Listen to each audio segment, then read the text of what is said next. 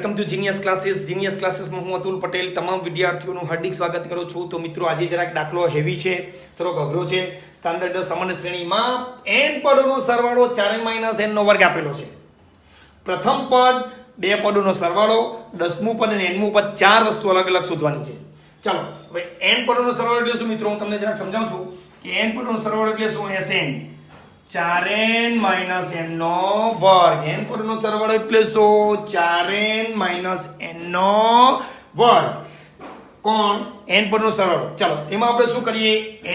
s1 મૂકીએ એટલે 4 કૌંસમાં 1 n નો વર્ગ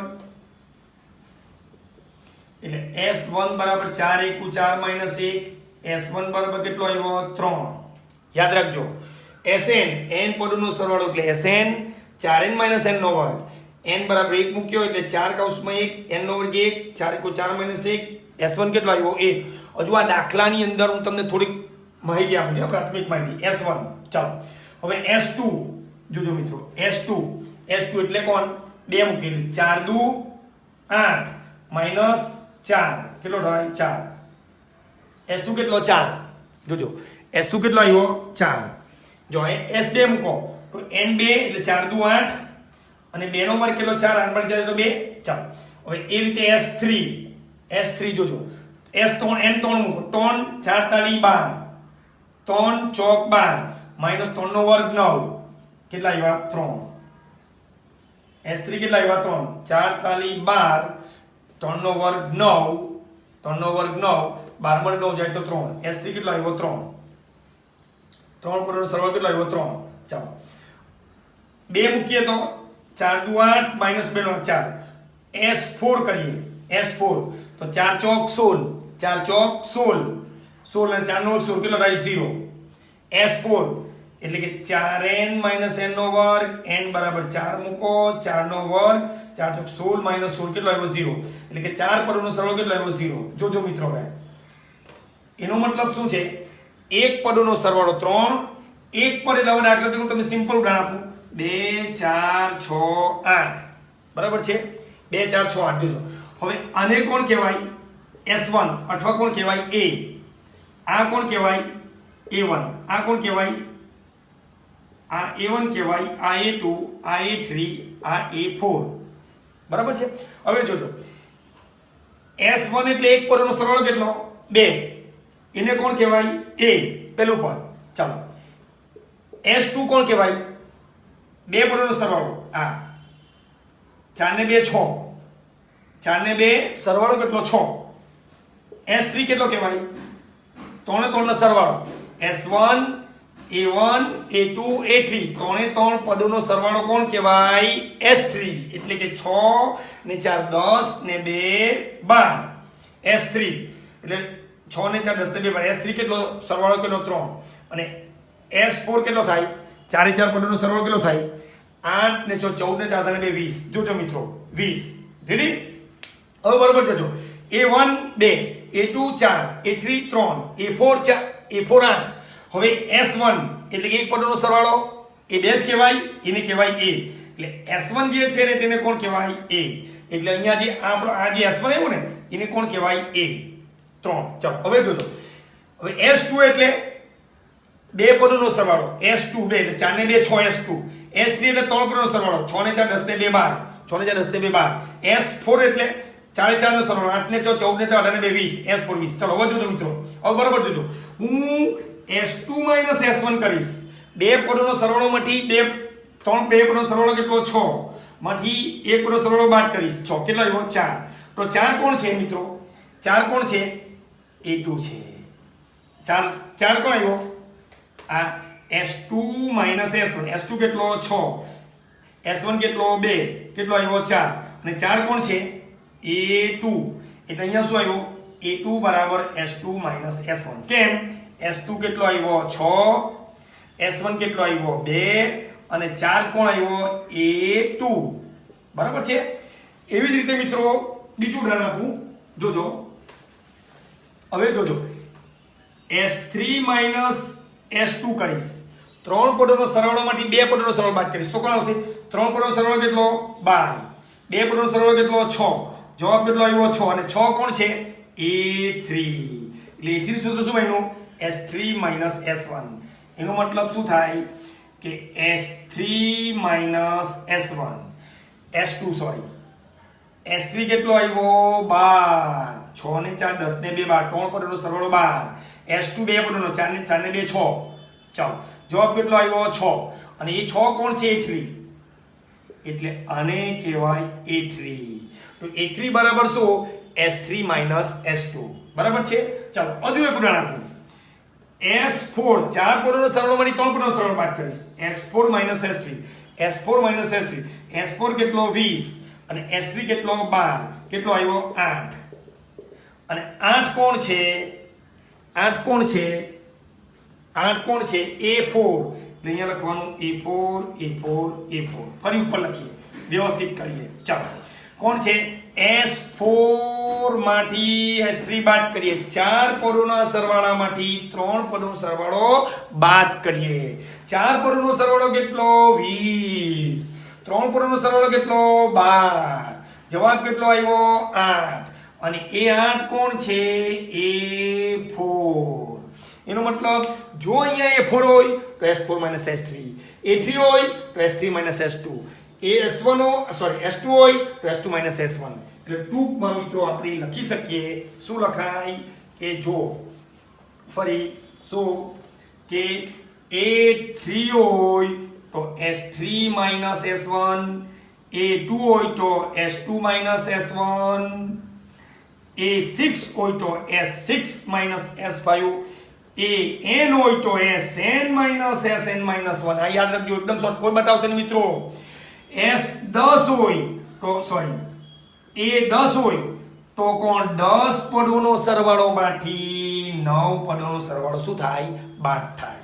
રેડી ચાલો ટૂંકમાં ખબર પડી ગઈ હવે તમારું મેઇન વસ્તુ શીખવાની છે કે અહીં તમારે કોણ જોઈએ છે જોજો આ છે s1 એટલે s1 s2 ને આપણે s3 ને s4 લાવ્યા ચારે ચારે હવે જોજો મિત્રો આપણને બધી જરૂર નથી શોર્ટકટ હવે આપણે કોણ જોઈએ છે પ્રથમ પદ કોણ s1 ત્રણ આવી ગયો પ્રથમ પદ s1 કોણ ત્રણ આવી ગયું ચાલો હવે બે પદોનો સરવાળો એટલે કોણ s2 બે પદોનો સરવાળો s2 ચાર આવી ગયો ચાલો હવે દસમું પદ શોધવા માટે d જોઈએ કારણ કે દસમું પદ એટલે શું a10 બરાબર a પ્લસ 9d પછી વ્યવસ્થિત કરાવું છું એમાં d જોઈએ હવે d નું સૂત્ર શું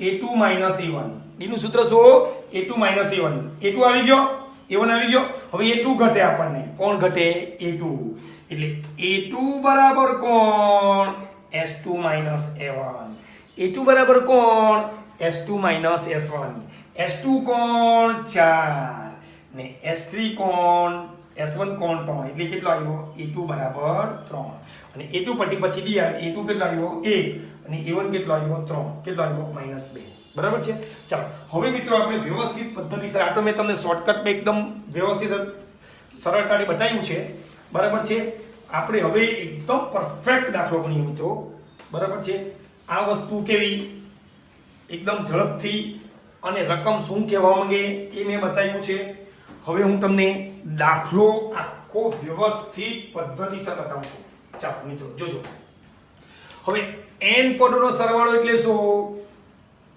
sn બરાબર 4n - n નો વર્ગ sn બરાબર શું 4n - n નો વર્ગ ચાલો sn બરાબર શું 4n - n નો વર્ગ એટલે આ કોણ છે n હવે આપણે જોઈએ કોણ પ્રથમ પદ a જોઈએ બે પદોનો સરવાળો s2 જોઈએ દસમું પદ a10 જોઈએ અને sn જોઈએ બરાબર છે આ ચાર વસ્તુ મિત્રો આપણને સતત જોઈએ છે ચાલો હવે અહીંયા જરાક થોડુંક એ છે એટલે થોડુંક ચેન્જીસ કરીશ જોજો sn નું સૂત્ર શું 4n - n નો વર્ગ આપેલો છે 4n - n નો વર્ગ આપેલો છે હવે આપણે n બરાબર 1 મૂકીએ તો કે એક પદનો સરવાળો n બરાબર 2 મૂકીએ તો બે પદોનો સરવાળો n બરાબર 3 મૂકીએ તો ત્રણ પદોનો સરવાળો અહીં sa એટલે 4 કૌંસમાં 1 - 1 નો વર્ગ બરાબર 4 - 1 બરાબર 3 રેડી s1 બરાબર 1 n બરાબર 1 n બરાબર 1 4 * 4 - 1 કેટલો આવ્યો 3 અને એને મેં વાત કરી કે એક પદોનો સરવાળો શું કહેવાય a એક પદનો સરવાળો શું કહેવાય a એટલે a બરાબર કેટલો આવ્યો 3 ચાલો હવે કોણ મૂકીએ s2 કોણ મૂકીએ sn 4n - n નો વર્ગ હવે અહીંયા આપણે જરૂર છે s2 n બરાબર 2 એટલે બે પદોનો સરવાળો મળશે n બરાબર 2 એટલે અહીંયા n બરાબર 2 અહીંયા 2 n બરાબર મૂકીએ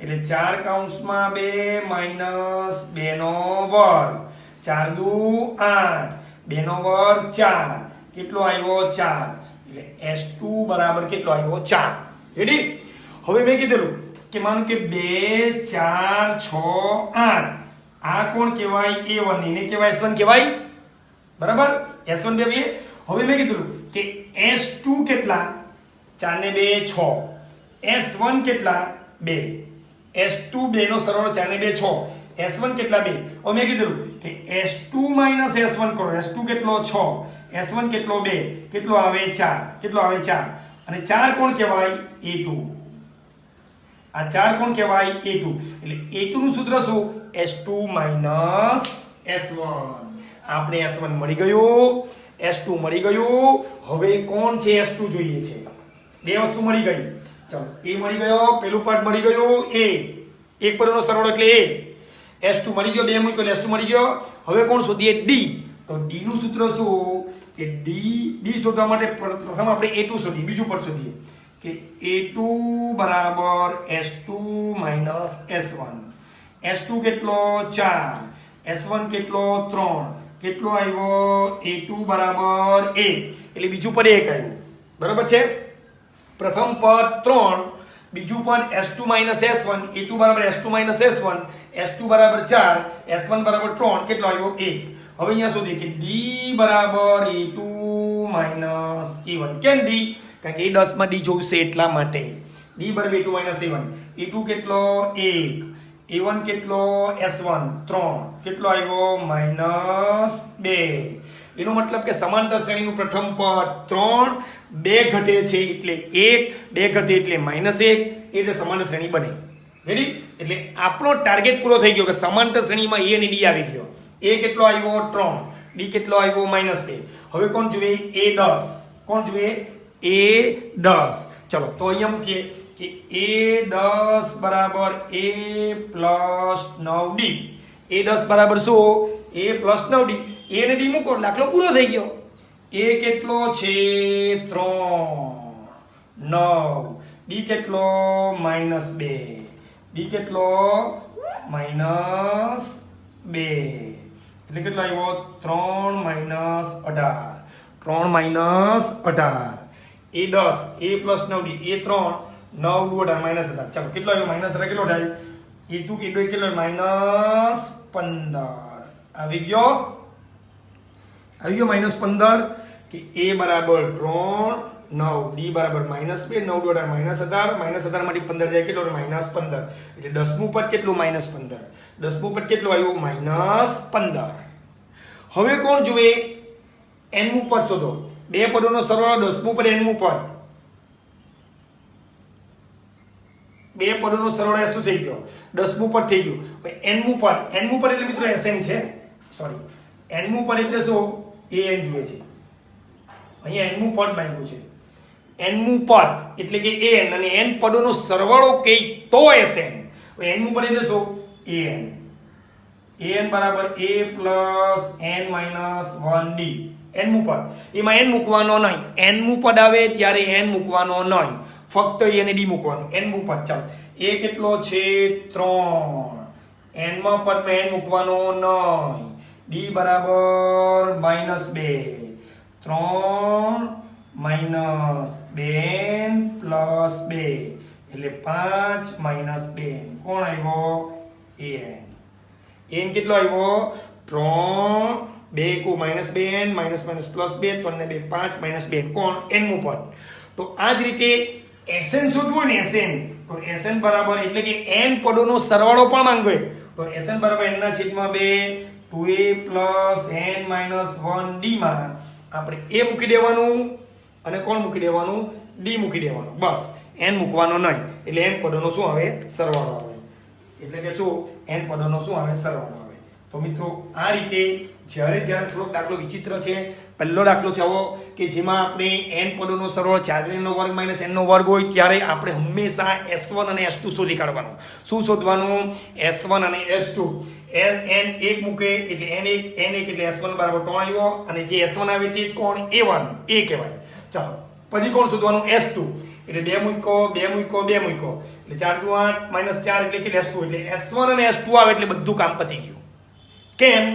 s1 કોણ કહેવાય? a, બરાબર છે, અને s2 માંથી s1 બાદ કરે તો કોણ ગણાય? a2 બરાબર s2 માઇનસ s1. s2 કેટલો? 4, s1 કેટલો? 3, કેટલો આવ્યો? 1. એટલે a આવી ગયો, a2 આવી ગયો, એટલે d આવે. d બરાબર a2 માઇનસ a1. a2 બરાબર 1, a1 બરાબર માઇનસ 3, કેટલો આવ્યો? માઇનસ 2. અને a અને d આવે એટલે બધું દાખલો પૂરો આખો, કારણ કે બધું કામ પતી ગયું. કારણ કે હવે માંગ્યું કોણ? 10 માંગ્યું, a 10 માંગ્યો, તો a 10 બરાબર a પ્લસ 9d, a બરાબર 3, d બરાબર માઇનસ 2, 9 દુ 18 એટલે કેટલો? માઇનસ 15. હવે એમ માંગ્યો છે કોણ? n મૂકો એટલે an by a plus n minus 1d, a અને d મૂકો એટલે આ તમારું an બરાબર 5 માઇનસ 2 આવે, બરાબર છે. તો મિત્રો આ દાખલો થોડોક વિચિત્ર છે, જરાક વ્યવસ્થિત 1, 2, 3 વાર વિડીયો વ્યવસ્થિત જોઈને હું જે તમને હોમવર્ક આપું છું તે વ્યવસ્થિત ગણજો તો ચોક્કસ આ રીત, અઘરી રીત છે, તમને ચોક્કસ આવડી જશે. આશા રાખું કે ચોક્કસ તમને આવડી ગયું હશે. Thank you very much.